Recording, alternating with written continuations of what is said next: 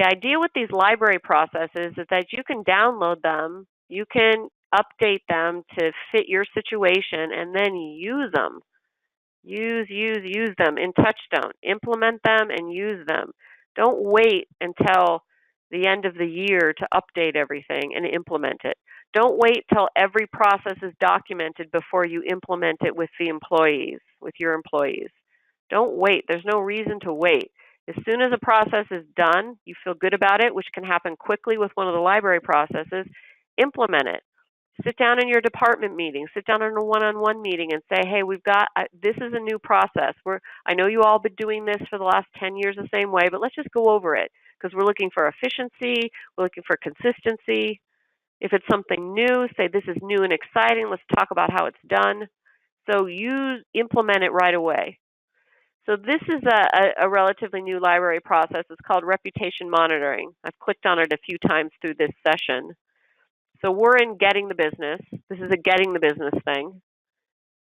And if you go add from library, general processes, and you scroll down to the R section here, if you don't have this in your account, then it'll be blue. And then you just fill in the title next to it and hit save. Once it's in your account, then go to it and look at it. So this is about monitoring your brand, your business reputation on the internet. I have yet to hear of any industry or any company that this isn't important for. And if you've got a good example of that, then you can email me and tell me, and I'm glad to hear it or argue with you. But I would suggest that every business, everywhere, this is important, even if you don't have a website. In today's era, everyone is talking about you on the internet, bad and good. And it's important that you know what people are saying. And it's important that you control the narrative, that you are the first to comment if there is a positive or a negative comment about you. You may have on your Facebook page or on your LinkedIn page or things that social media sites that you control where people are putting in feedback. But there may be other things on the internet that you have no idea about. It's not just the Better Business Bureau. There are a lot of other websites where people are commenting about businesses, good and bad. And you want to know what's being said, because when someone types in your name in the internet, those sites come up whether you like it or not. So this is just a step-by-step for how to start to monitor your reputation. So there are a lot of software. There's a lot of software systems available for reputation monitoring.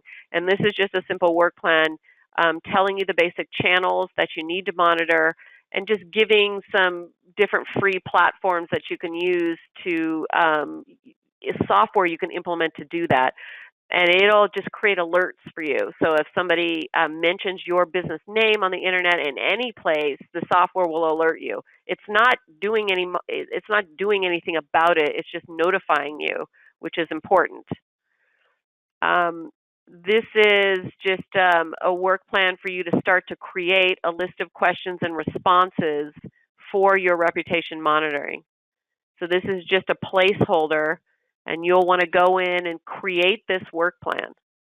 So this is a set of strategies or typical comments that you could create for how that would be posted. And some of it can be generic. When someone puts in a good comment, you can say, thank you, so-and-so, for saying that. We really appreciate your business. If someone says something negative, you can already have thought of how you might respond to that. And then this is a work plan called reputation management. And so this just gives you some basic step-by-steps for how to do a quick web presence audit, how to use Google to monitor, setting up Google alerts, optimizing your business listing, Google Analytics, ensuring your visibility on the internet, managing online customer reviews. This is just a step-by-step, your website or blog or link building. This can all be edited and changed to suit your situation. These are just some ideas. Down here in the document section, we give you like a comprehensive list of different types of monitoring software. It says what's free and what's not. once you choose one of these, you can just delete this document because you wouldn't need it anymore. Here's guidelines for interactions on social media sites. So these are just some ideas. Think like the customer, share the love, respond like it's your grandmother. These are guidelines on how to respond. Apologize. That goes a long way. Listen to what your customers are saying.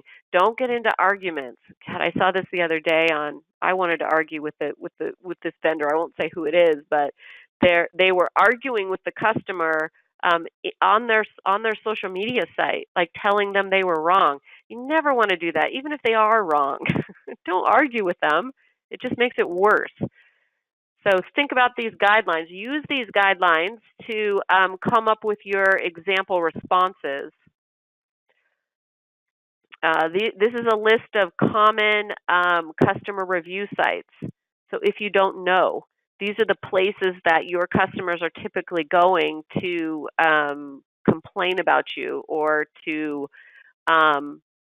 hopefully you'll know when they're saying positive things about you, but if you don't, these are the places that they generally go to complain. And then here's some examples of customer reviews. So these are some positive ways to review. Invite them to take action, be authentic and personal, and just some words around that. So this process in the library is kind of meant to give you a head start on reputation monitoring. It's not perfect just the way that it is. It's just giving you a head start. So you need to go in and just make this your own. You can go like to this work plan here, and this is like just a kind of an overall step-by-step for checking your web presence, going onto Google, and you could like turn this into a checklist, just the click like this. And then you can require whoever's responsible for this to go in and do this once a month. So check off that they've done these things. You can make your own checklist, which is different from this. So here I'm going to show you how this can be used on the dashboard. So let's imagine we went through this and we came up with the customer responses, and we did a step-by-step and a checklist for how someone goes through this once a month, or when they get an alert, how do they handle it. So here on the dashboard, I go here to this position.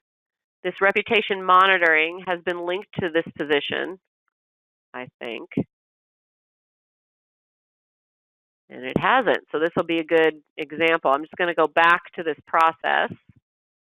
So here's this process again.